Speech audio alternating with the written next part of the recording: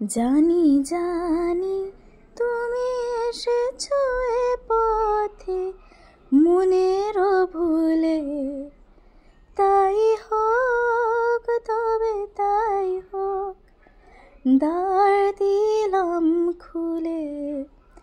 জানি জানি তুমি এসেছো এ পথে মনেরও ভুলে। সুপ্রভাত, কেমন আছো তোমরা সবাই? আশা করি তোমরা সবাই খুব ভালো আছো। অল অ্যাবাউট চন্দ্রার একটা নতুন ব্লগে সকলকে জানাই স্বাগত। আজ হয়তো তোমরা ভাবছো কেন হঠাৎ করে ব্লগটা আমি গান দিয়ে শুরু করলাম। আজ রবীন্দ্র জয়ন্তী, তাই রবি ঠাকুরকে আন্তরিক শ্রদ্ধার্ঘ্য জানিয়ে গান গেয়েই আজ ব্লগটা শুরু করলাম। তোমরা দেখতেই পেলে আমি প্যানেতে কটা ভেজিটেবলস দিয়ে একটু হোয়াইট সস মতন বানিয়ে নিচ্ছিলাম। আর এইখানে আমি বানিয়েছি এখন হোয়াইট সস ফ্রেঞ্চ টোস্ট। সেটা নিজের মতনই আমি আসলে রেসিপিটাকে একটুখানি এনহ্যান্স করার চেষ্টা করেছি। তোমরাও এটা বানিয়ে কিন্তু বাড়িতে ট্রাই করতে পারো, খেতে মন্দ হয় না। সাথে বানিয়ে নিয়েছিলাম একটুখানি স্মুদি, রেগুলারের মতনই একটু স্মুদিটা বানিয়েছিলাম। এখন সবাই বেরিয়ে গেছে কাজেতে, আর আমিও আমার ফ্রেঞ্চ টোস্টটাকে নিয়ে একটু নিজের মতন সময় কাটাতে বসেছি।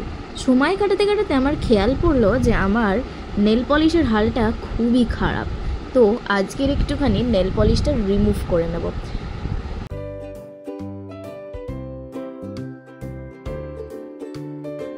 আমার তো এই কালার বারের রিমুভারটা প্রচণ্ড ভালো লাগে, এত ইনস্ট্যান্টলি রিমুভ হয়, বেশি স্ক্রাবও করতে হয় না। চলো আমি এখন রিমুভ করে নিই নেল পলিশটাকে।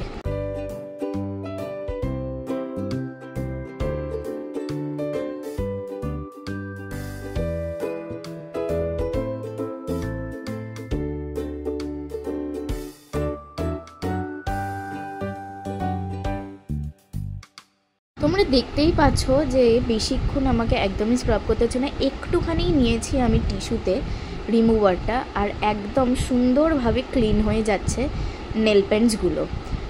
কোনো সময় পারলে তোমরাও ইউজ করে দেখতে পারো এই কালার বারের রিমুভারটা, সত্যি খুব ভালো।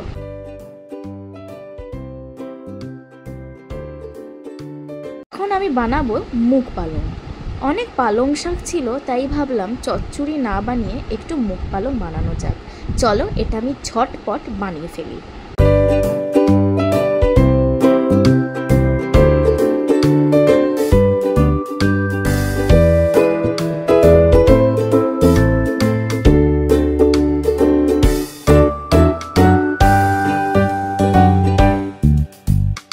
এই মুগ পালংটা কিন্তু খেতে দারুণ সুস্বাদু, আর সাথে কিন্তু প্রচণ্ড পুষ্টিকর।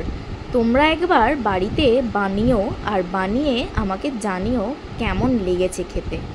আজকে লাঞ্চের মেনুতে ছিল আমাদের এই ডাল, আর বানিয়েছিলাম একটু নারকেল চচ্চড়ি, আর মাছের একটা হালকা করে ঝাল মতন। তো চলো রান্নাটা আমি ঝটপট করে শেষ করে ফেলি।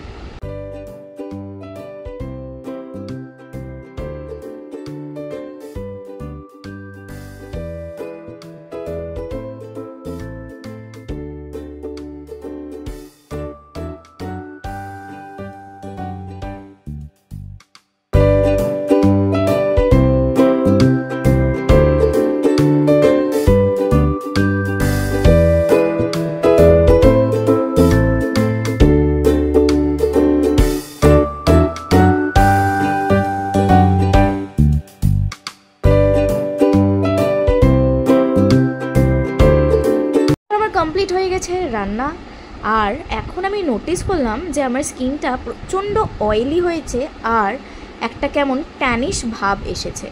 তাই জন্য আমি হোম রেমেডিতেই একটু কিছু করি ভাবছি। কি করা যায়? তারাও তো একটু দই আর বেসন লাগাই।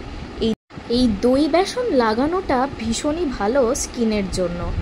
এটাকে ট্যান ফ্রিও করে। হোম রেমেডির সব থেকে মনে হয় বেস্ট জিনিস এটাই।